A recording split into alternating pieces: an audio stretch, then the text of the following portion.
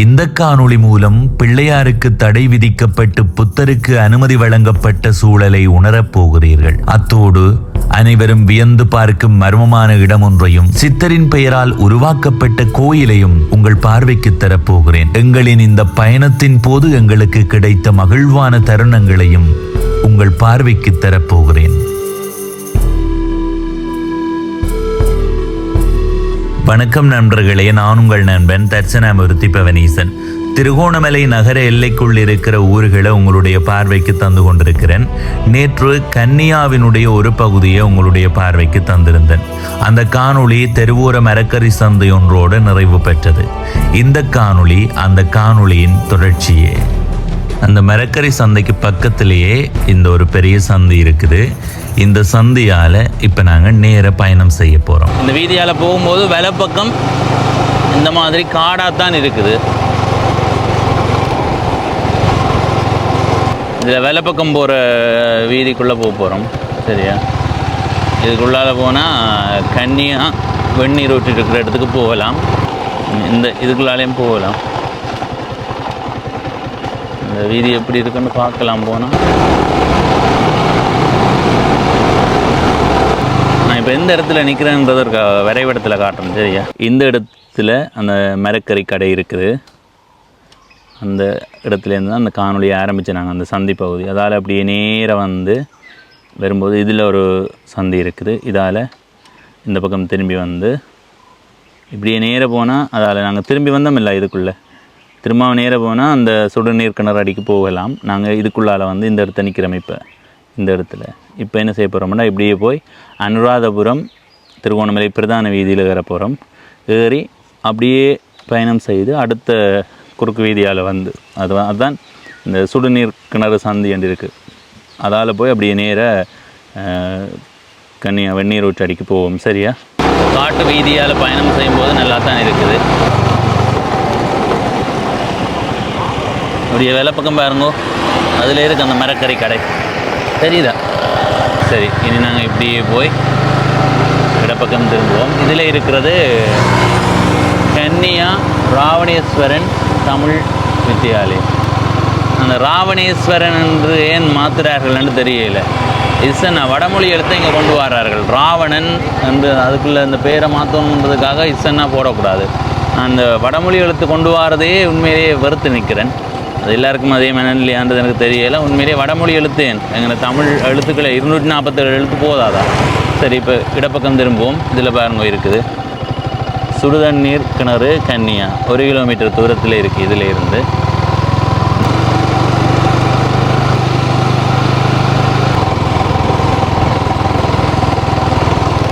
வாகன தரிப்பிடம் இதுக்குலாம் இருக்குது. இதில் பாருங்க எவ்வளோ கடைகள் உண்டுன்னு.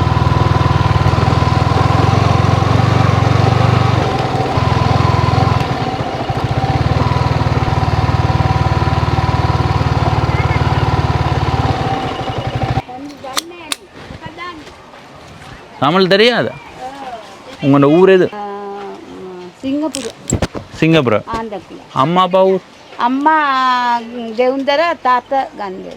சரி, இந்த இடத்துல நிறைய கடைகள் என்ன கணக்கில்லை கடைகள். அங்கே இருந்து தொடங்குது. அதில் இருந்து அப்படியே கடைகள்லாம்.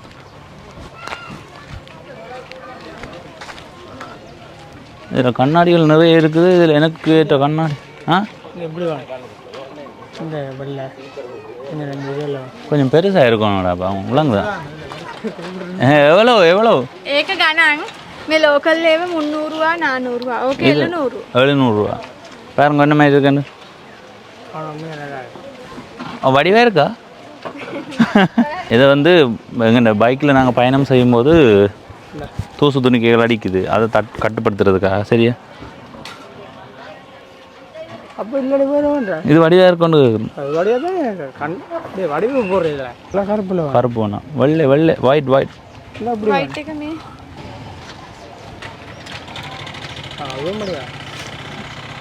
எனக்கு இப்போ நான் எல்லா நேரமும் போட மாட்டேன் தானே பைக்கில் பயணம் செய்ய. இது மூக்கு முடைஞ்சு போச்சு நேற்றாக்கா.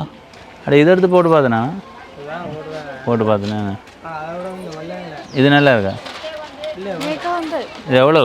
400 தாங்க. உனக்கு என்ன வேணும்? டேய் நீ போடணும்டா என்னோட பேர் இந்த நடிகரோட வரைக்கும் நடிகர் மாதிரி இருக்கும் அவருக்கு ஒரு கண்ணாடி எடுத்து கொடுங்க கருப்பு தேவனும் சொல்லு போடுவேன் எவ்வளவு ஓனிது ரெண்டும் அட்டசீக 800 உங்களோட பேர் சிலினி திலினி சரி சரி திலினி அக்காட்ட நாங்கள் கண்ணாடி வாங்கி கொண்டு திலினி அக்கா தொப்பி கொண்டு வேணும்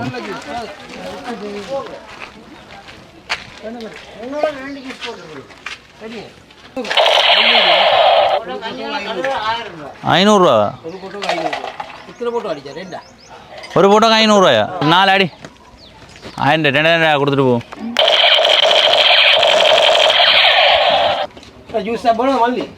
அங்கே போய் வர சுகர் இல்லை ஹலோ சுகர் நோ சுகர் இல்லடா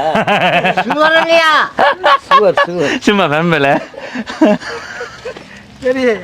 இந்த வீதியினுடைய 2 பக்கத்தையும் பார்த்துக்கணும் இதில் ஒரு பள்ளி ஒன்று இருக்குது இவ்வளவு கடைகளப்பா கன்னியா வெந்நீர் ரோட்டு இது ஒரு நாளைக்கு உடைக்கப்பட்டு இதில் தனி சிங்களத்தில் இருக்கும் மேலே பாருங்க இப்போவே அரைக்குறை காட்டியாச்சு வாங்கோ நாங்கள் வந்து இப்போ நுழைவுச்சீட்டு எடுக்கணும்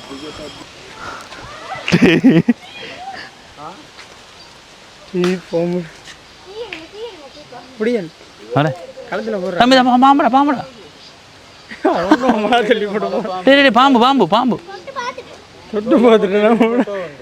தோளில் போட்டு எடுக்குதா தோளில் போடுவோம்னு மெனம் சொல்லுது ஆனால் என்ன சொல்லுங்க அப்படி தோளில் போட பாம்பு ஊறக்கும் முதலே எனக்கு ஊறுற மாதிரியான ஒரு உணர்வு வருது இப்போ உள்ளுக்கு போய் அனுமதி எடுத்துக்கொண்டு வருவோம் நுழைவுச்சீட்டு எடுக்கணும் உள்ளுக்கு போகலாம் புத்தர் உள்நாட்டவர்களுக்கு 50 ரூபா வெளிநாட்டவர்களுக்கு 100 ரூபா இதில் பாதணிகளை கழற்றி விட்டு உட்செலவும் வாங்கும்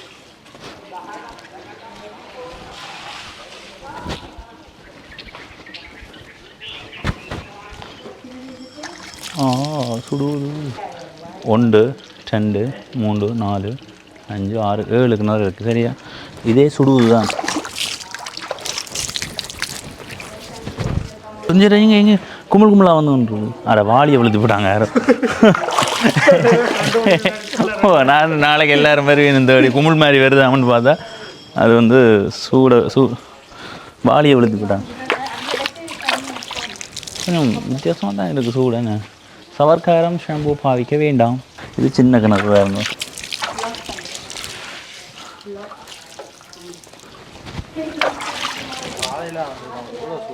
சூடாக இருக்கேன்னு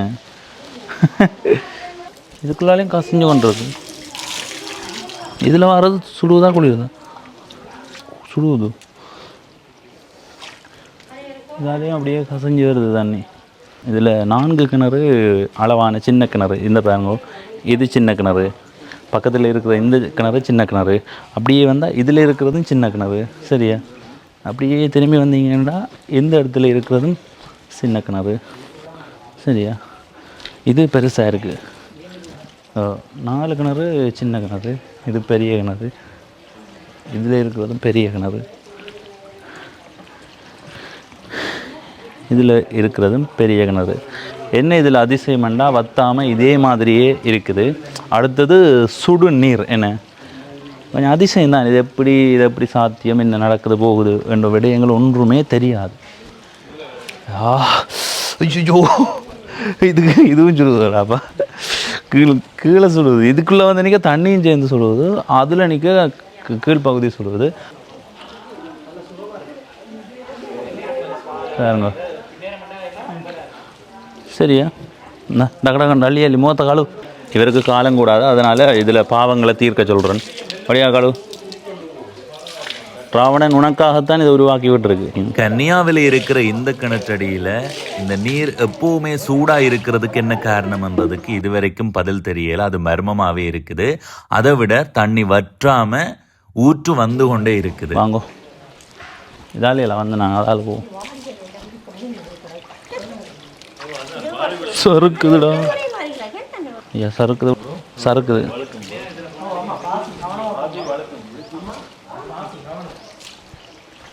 வாங்க கடுமையாக வளர்க்குது. கூடுதலாக அந்த வயதானவர்களை கூட்டியிரும்போது அவதானமாக இருக்கும். ஏன்னா நானே விழப்பட்டேன். அப்படியே பாருங்கள், இந்த இடத்துல 7 கிணறும் தெரியுதா? அந்த பகுதியில் இது யாருடைய காணின்னு தெரியல. சில வேளைகளில் அரச காணியாகவும் இருக்கலாம். புத்த கோயில் உள்ளுக்கு போகலாமா தெரியல. வாங்க போய் வெந்நீர் ஊற்றுக்கு பக்கத்தில் கொண்டு வந்து கட்டி இருக்கிறார்கள் பார்த்தீங்கன்னா. அதில் ஒரு புத்தர் சிலை கட்டப்பட்டு கொண்டு இருக்கு. நீங்கள் கூடுதலாக அவதானித்து பார்த்தா ஒவ்வொரு வரலாற்று இடங்களும் இது ராவணனோட தொடர்புடையதாக சொல்லப்படுது. இப்போ தமிழர்கள் இதை ஒரு முக்கியமான இடமாக கருதுகிறார்கள். ஆனால் இந்த இடத்தை ஒரு கட்டுப்பாட்டுக்குள்ளே கொண்டு வரார்கள். உள்ளே போக முடியாது அப்படி இப்படின்னு ஒரு கட்டுப்பாட்டுக்குள்ளே கொண்டு வந்து அந்த கட்டுப்பாடு கொஞ்ச காலத்தில் விலக்கப்படுது. அந்த கட்டுப்பாடு விலக்கப்படும் போது பார்த்தா இடமெல்லாம் மாறிப்போய் புத்த கோயில்களாகவும் பெரிய ஒரு புத்தர் சிலையாகவும் அதனுடைய தோற்றங்கள் எல்லாம் பெரிய அளவில் மாற்றப்படுது. இதுக்கு அங்கால போக முடியாது. அந்த பக்கம் ஒரு இராணுவ அதிகாரி நின்றவர் கேட்டு நாங்கள் உள்ளுக்கு போகலாமான்னு போகலான்னு சொன்னவர். அந்த இடத்துல பாருங்க கிரிகைகள் செய்யப்படுது. ஆரம்ப காலத்தில் இந்த பகுதியில் சாதாரணமாக கிரியைகள் செய்து போகிறதுக்கான சந்தர்ப்பம் இருந்தது. ஆனால் இப்போ அனுமதி எடுத்து தானே உள்ளே வர முடியும். அதில் சிவன் ஆலயம்னு எழுதி இருக்குல்ல, இதில் ஒரு கோயில் முன்பு இருந்தது. இடித்து கட்டுறதுக்கான ஒரு முயற்சி எடுத்த நேரத்தில் திரும்ப கட்டுறதுக்கு தடை போட்டாச்சு. ஏற்கனவே ஒரு தடவை வரும்போது இது சம்மந்தப்பட்ட ஒரு அம்மா எங்களுக்கு சில விடயங்களை சொல்லியிருந்தா. அந்த அம்மா என்னென்ன விடயங்களை சொல்லியிருக்கிறான்றதை கேளுங்கோ. வணக்கம் அம்மா. வணக்கம். எப்படி இருக்கிறீங்க? நல்லா சொன்னேன். வெந்நீர் ஊற்றின்ற அடிப்படை வரலாறு என்ன, அதன் ஆரம்பம் என்ன? அந்த கிணறு அந்த காலத்தில் ராவணன் என்ற ஒரு மன்னன் இலங்கை ஆண்டது எல்லாருக்கும் தெரிஞ்ச விஷயம். அப்போ அவருடைய தாயாருடைய இறுதிக்கிரியை செய்வதற்காக வேண்டி அந்த இடத்தை தெரிவு செய்து அதில் அந்த தண்ணி தேவைன்னு சொல்லி 7 குத்தினவர் குத்தின இடத்துல வந்த தண்ணியைத்தான் பயன்படுத்தி அந்த கிரியை செய்தது. அதே நேரத்தில் அந்த கிரியை செய்கிறதுக்கு ஒரு லிங்கமோ ஒரு பிள்ளையாரோ ஏதோ ஒரு சிலை ஒன்று வைக்கணும். அதன் நிமித்தம் அதை வச்சு வழிபட்டதாகத்தான் கதை. அதன் பிறகு என்னுடைய பேர் அம்மாண்ட தகப்ப திரு பேவா சிலையாமணியம். அவர் மாரியம்மன் கோயில் ட்ரஸ்டியாக இருந்தவர் முன்னைய காலத்தில். 1827ஆம் ஆண்டு கதை தான் இப்போ நான் சொல்லுவேன். அந்த சமயத்தில் ஒரு திருகோணமலையிலையும் மட்டக்களப்புலையும் அந்த நவராத்திரி முடிஞ்சு 10ஆம் நாத்து அந்த தலையில் ஒரு பரிசுத்த நீரை எடுத்துக்கொண்டு ரோட்டு வழியே ஊர்வலமாக போய் மக்களுக்கு ப்ளஸ் பண்ணுறது. அந்த சமயத்தில் இவங்கள் அங்கே கன்னியாவுக்கு போயிருக்காங்க. போக அப்போ அந்த வெள்ளக்காரன் ஆண்ட சமயம் காலால் கட்டி அந்த குடத்தை விழுத்தின சமயத்தில் அவனுக்கு வயிற்றோட்டமும் பல விதமான அம்மை நோய்கள் சரியான கஷ்டப்பட்டவன். என்ன பிரச்சனை என்று சொல்லி கேட்க, இது இப்படி நீங்கள் அந்த இதை தள்ளி விட்டதால் அந்த அம்மாள் கோபம் கொண்டு தான் உங்களுக்கு இவ்வளோ பிரச்சனை. இப்போ பூசாரியை கூப்பிட்டு அதுக்குரிய பரிகாரங்களை செய்வீங்கன்னு சொன்னால் உங்களுக்கு அது சரியாயிடும். அந்த அவர் சொன்ன கதைக்கு உடனே எங்களோட கோயில் பூசாரியை கொண்டு போய் வேப்பில் அடித்து அவங்களுக்குரிய பரிகாரங்கள் செய்து அவர் சோமாயின அந்த ஒரு நன்றிக்காக வேண்டித்தான் எங்களுக்கு அந்த கன்னியாவில் 8 ஏக்கர் 23 ஹெச்எஸ் காணியும் மற்றும் இங்கே திருவோணமலையில் காணியும் எல்லாம் 7 ஏக்கர் சொச்சம் வழங்கப்பட்டது. அன்பளிப்பாக வழங்கப்பட்டது கிஃப்ட். அப்போ அதுக்கு பிறகு அந்த காணி பசுமையாக பாக்கு மரங்களும் பசு வளர்ப்பும் கோயிலும் இருந்தது. கிணறு என்னுடைய பேர் இருந்தால் அந்த கனகாலமாக அந்த கிடங்கு புளி மாதிரி தான் அதை டெவலப் பண்ணி சிமெண்டால கட்டி எல்லாம் செய்தது என்னுடைய பேர். அது ஏற்கனவே கட்டின மாதிரியே இப்போ இருக்கா? இப்போ கொஞ்சம் மாடர்ன் பண்ணியிருக்காங்க. இவங்க ஆர்கியலாஜிக்கல் நிலங்களை போட்டு கிட்ட செம்மப்படுத்தியிருக்காங்க. எப்போ வரைக்கும் உங்களோட கட்டுப்பாட்டில் இருந்தது? அதான் எங்களோட கட்டுப்பாட்டுக்குள்ளே 85ஓட சரி. 85 பிறகு உங்களோட கட்டுப்பாட்டிலே இல்லை. அது பிறகு ஃபுல்லாக ஆமி தான் உங்களுக்கு. இந்த கிணத்தை மக்கள் எப்படி பயன்படுத்தினாங்க? அங்கே அநேகமாக கன்னியாக்க போகிறது தாய் தகப்பனை எழுந்தாக்க போய் அந்த கிரியல் செய்கிற 31st கிரியல் செய்வினோம். கிரியை செய்து வழிபட்டு வருவினோம். சோமில்லாதாக்கள் போய் குளிச்சா நல்லா சோமாகும். பரிசுத்த தண்ணி என்ற மாதிரி தான் கருதி மக்களால் செய்யப்பட்ட ஒரு பிரச்சனையும் இல்லாமல் தான் நடந்தது. 85-86 நாட்டில் நடந்த கலவரங்களோட இந்த இது அப்படியே அடிபட்டு போச்சு. வச்சு கொண்டு கட்டிருந்தா பிரச்சனை இல்லை. அவங்க அவசரப்பட்டு நம்ம செப்பில் உடஞ்சி கட்டுறது இது தொல்பொருள் சொல்லி இருந்தோம். நான் என்ன ஒரு சின்ன கல்லை தொட்டாலும் இப்போ யாரும் சுட்டுடனே அது சொல்லுவேன். எதை நீங்கள் இதை மரத்தை உடைச்சா அர்த்தம் ஒன்றும் செய்யலை.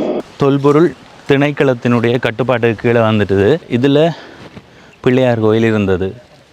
காலங்காலமாக இந்த இடத்துல பிள்ளையார் கோயில் இருந்திருக்கு. இப்போ இந்த பிள்ளையார் கோயிலை கொஞ்சம் கருங்கல்ல கட்டணுமெண்டோ அல்லது நல்ல ஒரு கட்டுமானத்தோடு கட்டணுமெண்டோ முயற்சி எடுத்து ஏற்கனவே இருந்த கோயிலை இடித்து அடுத்த கோயில் புதிய கோயிலாக கட்ட தொடங்குகிற நேரத்தில் தடை போட்டுட்டார்கள், இங்கே கட்ட முடியாதுண்டு. இப்போ கூட பாருங்கள், இது ஒரு தொல்பொருள் திணைக்களத்துக்கு கீழே இருக்கிற மாதிரி ஒரு கட்டுப்பாட்டோடு இருக்குது.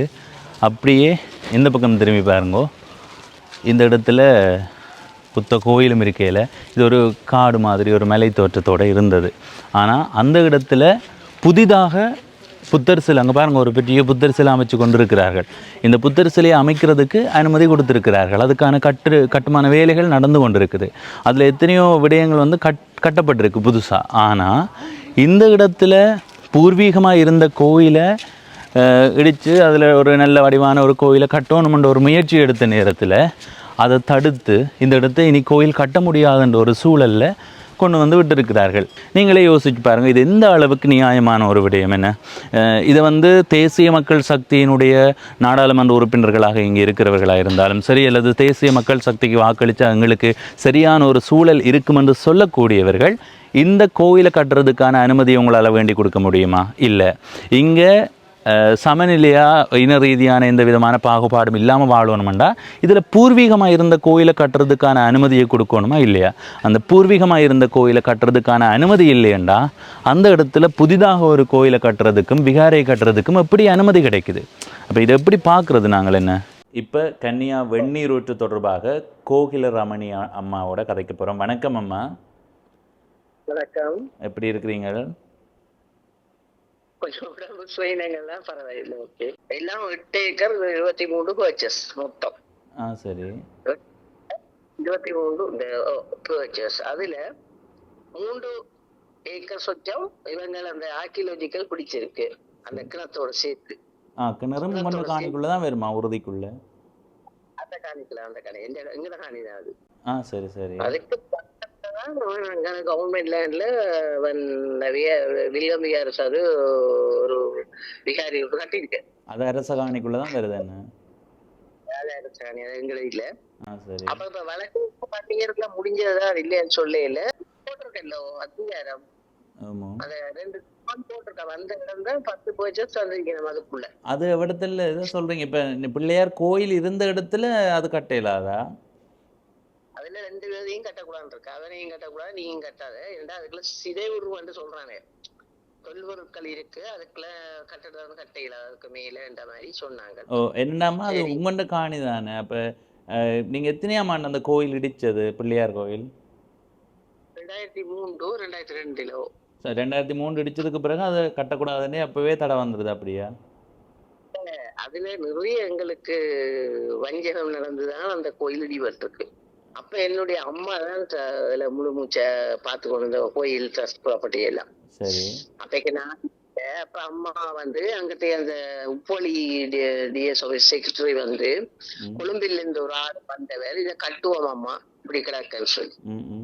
அப்ப அப்பா அவங்க ஒரு நல்ல விஷயம் தானே, நாங்க விட்டுத்தானே போகணும், இல்ல நாங்க தான் கட்டணும், நிக்க கூடாது, ஓகேன்னு சொல்லி விட்டது. அவன் உடைச்சு கொண்டிருக்கவே கண்டு உடைச்சு அத்திவார கல்லெல்லாம் கொண்டு போட்டு கொஞ்சம் ஒரு 3 அடி எலும்ப கடையில உடனே வந்து இவங்க பூந்துட்டாங்க தொல்பொருட்காரங்க. அதுக்குள்ள வரக்கூடாது, போகக்கூடாது, வந்த கடவுளை எச்சிருந்தானு போர்டை போட்டான். அது 2003 நடந்ததா? 2003. நீங்க சொன்ன உங்களோட காணி எல்லைக்குள்ள இருக்கிற பிள்ளையார் கோயில் எவ்வளவு காலமா அந்த இடத்துல இருக்குன்னு அறிஞ்சிருக்கிறீங்க? 1802ஆம் ஆண்டுல இருந்து இருந்தது. அந்த செங்கல் மாதிரி அதெல்லாம் அந்த கோயில் இடிபாடுகளை இதன்கள் என்ன செய்தாலும் எங்களை அங்க வரக்கூடாது, போகக்கூடாது போட்டு இவர்கள் இந்த என்ன எங்க வேண்டாபுரம் அங்க இங்க எல்லாம் அந்த கல்லுகள் இருக்குந்தானே அவங்களோட ஹிஸ்டோரிக்கல் இது, அதுகளை கொண்டு இங்க நாடகம் ஆடி எல்லா வேலையும் செய்தாங்க. இனி அந்த ஆய்வின்படி போனா கூட அதுல ஏதாவது அப்படி இப்படி என்று வரலாறு தெரிவுபடுத்தப்படும். என்ன ஒரு மிஸ்டேக். அப்ப அது ஃபுல்லா ஆமி அவன் இவன் அதுக்கு என்னடா ஐயா நாங்க போறோம் சொல்லுங்க. ஃபுல்லா அவனுங்களா அதுக்குள்ள கேம்ப் பண்ணி இருந்தோம். நாங்க போயிடாது தானே எந்த உயிரோடு இருக்கபடியா அதை ஏதோ உருவம் கொண்டாடி ஏதோ செய்யணும். இல்லாட்டா அவ்வளவு ஏன்னா எங்களுக்கு ரொம்ப ஆள் விட்டவங்க தானே அதை அப்படியே தங்களுக்கு தர சொல்லி அப்படி பேச்சுவார்த்தை வந்ததா? எத்தனையோ கோடிக்கணக்கா தாராங்கன்ட்டு சொன்னதான் நான் அதுக்கு எடுபட இல்லை. கோடி வேணாம் ஒன்று வேணாம். அடுத்ததமா அங்க கிரியைகள் நடக்கிறது தானே. ஆரம்ப காலத்துல சாதாரணமா போய் கிரியைகள் செய்யலாம்ன்ற ஒரு நிலை இருந்ததா? இப்ப அனுமதி எடுத்து தான் போகணும் அப்படியா? ஆட்சியில் வச்சு இப்ப நான் கோயிலை கட்டினா இந்த கோயில வச்சு செய்யறதுக்காகவே எனக்கு அனுமதி எடுக்கணும். வேற கட்டி போட்டு நானும் பெரிய அளவுல புறம் யோசிச்சேன். முருகண்டி கோயில் மேலே ஒரு சூரியதாச்சரி கட்டி விடுவோம். அங்க பெருசா கட்டி போட்டு மெயின்டெனன்ஸ் பண்ற கஷ்டம் தானே. இங்க ஒரு பிரச்சனைடா கோயில் முடங்கி விடும். ஓரளவு 30 லட்சத்துக்குள்ள நான் தாக்கல் பண்ணி முடிப்பேன் பார்த்தேன். நிதி காணாது. அதுகள் அனுப்பின காசு பேங்க்ல கிடக்கு. கொஞ்சம் வெளிநாட்டாக்கள் அனுப்பின காசு தான். நீங்க அட்வர்டைஸ் பண்ணி வந்தது காசை நீ சொல்லக்கூடாது. வேற மணி கிராம்ல உறவுகளுக்கு அனுப்பி எல்லாத்த பேர் லிஸ்டோட வச்சிருக்கேன். அண்ணளவா அதுல எவ்வளவு காசு வந்திருக்கும்? ஒரு 8 lakhs. சரி சரி. ஊராக்கிட்ட காசு தான் சொல்றேன். 8 கிடக்கு. இந்த காணொலியை பார்க்குற யாரோ ஒரு ஆள் தாங்களா வந்து செய்து தர போயினும் நிதியை உங்கள்கிட்ட தராம செய்ய போயினும் என்றாலும் அதுக்கு உங்களுக்கு சம்மந்தம் தானே என்ன? எனக்கு அதுல கோயில் வந்தா சரி. அதாவது பிரியமா நாங்க இதை கிஃப்ட் பண்றவங்க அந்த மேரியம்மன் கோயில்ல ஒரு கனடாவில் ஒரு ஆள் வந்து தெற்கு வாசல் 35 lakhs கட்டி தந்தேன். நான் நின்று எல்லாம் முன்னுக்கு தொடங்கி விட்டதுதான். அப்புறம் அவங்க நாங்களே நிப்பம் தானே ஐயா. சரி அம்மா, நன்றி. இந்த இடத்துல தான் பிள்ளையார் கோயில் முதல் இருந்தது. அது பிறகு இடிக்கப்பட்டு இப்போ அதில் கட்ட முடியாத சூழல் வந்திருக்குது. நீதிமன்றம் வரை சென்ற அடிப்படையில் இந்த பகுதியில் வேறு ஒரு இடத்துல 10 பேஜ் காணி கொடுக்கப்பட்டிருக்குது. ஆனால் ஏற்கனவே பிள்ளையார் கோயில் இருந்த இடத்துல கட்ட முடியாது என்று சொல்லப்பட்டிருக்குது. ஏதோ ஒரு வெறுப்பாகவே இருக்குது. இப்போ நாங்கள் இதை கதைக்க இந்த இனவாதம் கதைக்கிறான்னு கீழே வந்து 4-5 அந்த நேற்று முளைத்த காளான்கள் சொல்லும். ஆனால் எங்கள்கிட்ட பூர்வீகமாக இருந்த ஒரு கோயிலை கட்டுறதுக்கான அனுமதி இல்லைன்றதை நான் சொல்ல அது இனவாதம் பேசுகிறேன்னு சொல்கிறீங்க. அந்த இடத்துல புத்தர் சிலை கட்டப்படுறதை ஏன் அப்படி பார்க்குறீங்க இல்லையான்னு எனக்கு தெரியலை. எங்கள் நினைத்தில் இருந்து கொண்டே நீங்கள் இந்த மாதிரி கதைக்கிறது கொஞ்சம் மனவேதனையாக இருக்குது. இப்போ இந்த கன்னியா வெந்நீர் விட்டு அடியில் நிற்கிறேன். இதால் இப்படி பிரதான வீதிக்கு போய் பக்கத்தில் ஒரு வீதி போகுது. இதால் போனால் இதுக்குள்ளே ஒரு கோயில் ஒன்று இருக்குது. அந்த கோயிலையும் பார்த்தா கன்னியா நிறைவு பெறுது. பிரதான வீதிக்கு வந்துட்டோம். இடப்பக்கம் போவோம். இல்லை வேலை பக்கம் எத்தனை காட்டினா இடப்பக்கம் பார்த்து கொண்டு வாங்குவோம். இதுதான் இதுக்குள்ளே போகணும்.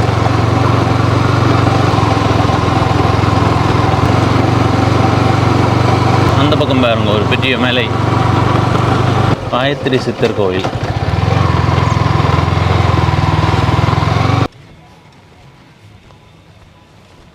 இது வந்து காயத்ரி சித்தர் என்று கேள்விப்பட்டிருப்பீங்க. கண்டியில் அவதரித்து சிறு வயதிலேயே அவருக்கு அந்த ஆத்ம தாகம் கொண்டு இந்தியாவுக்கு சென்று இந்தியாவிலேயே பல சித்தர்கள் மடாலயங்களுக்கு சென்று பிறகு அகஸ்திய மாமகரிஷியின் அருளாசியும் பெற்று பிறகு இலங்கைக்கு வந்து நூரெலியாவில் லங்காதீஸ்வரர் ஆலயத்தில் அவங்க இருந்தவங்க. திருகோணமலையிலையும் காயத்ரி மந்திரம் ஒலிக்க வேண்டும், அதற்காக ஒரு காயத்ரி பீடம் ஆசிரமம் ஒன்று நிறுவப்பட வேண்டும். அதற்கு ஆசீர்வாதம் சித்தர்களாலும் மகரிஷிகளாலும் கொடுக்கப்பட்டிருக்கு. அதற்குரிய பணிகளை செய்வதற்கு ஆசீர்வாதம் தாரன் என்று சொன்னாங்க.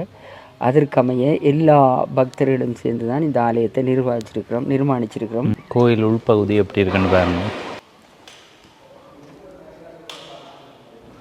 கருவறைக்குள்ளே இருக்கிற லிங்கத்தை பாருங்க. உள்ள சிவலிங்கம் தான் இருக்கு. சிவலிங்கம் ஏனெண்டா இது சிவபூலிங்கம். நாங்கள் காயத்ரியை தான் அதில் பிரதிஷ்டை பண்ண யோசிச்சா, ஆனால் சுவாமி தியானத்தில் சொன்னாங்க இது வந்து சிவபூமி, அதனால லிங்கத்தை தான் மூலஸ்தானத்தில் பிரதிஷ்டை செய்யுங்க, பக்கத்தில் காயத்ரி மாதாவை வைங்க. எந்த காலகட்டத்தில் உருவாகினது இந்த கோயில்? இது வந்து 2001ஆம் ஆண்டு ஆரம்பித்து நாங்கள் 2010ஆம் ஆண்டு கும்பாபிஷேகம் நடைபெற்றது. என்ன முறையில் பூசைகள் நடைபெறது? நோமல் ஐயர் தான் செய்வாங்க. சரி சரி. மற்ற காயத்ரி பூசையும் காயத்ரி மாத்திரம் நாங்கள் செய்வோம். எங்களுக்கு அது தீட்சை தந்து சுவாமி அதுக்குரிய ஆசீர்வாதமும் தந்தவங்க. சரி சரி. உங்களோட சுவாமி காயத்ரியை படம் இருக்கா? இதில் பார்த்தீங்கன்னு சொன்னால் திருகோணமலையில் கோரக்நாதர் என்று சொல்லி ஒரு சித்தர் இருந்திருக்கிறார். இவர் தான் திருகோணமலையில் வாழ்ந்திருக்கார். சரி ஐயா, நன்றி. நீங்கள் சாப்பிட்டுட்டு கையை கழிப்பிட வரும்.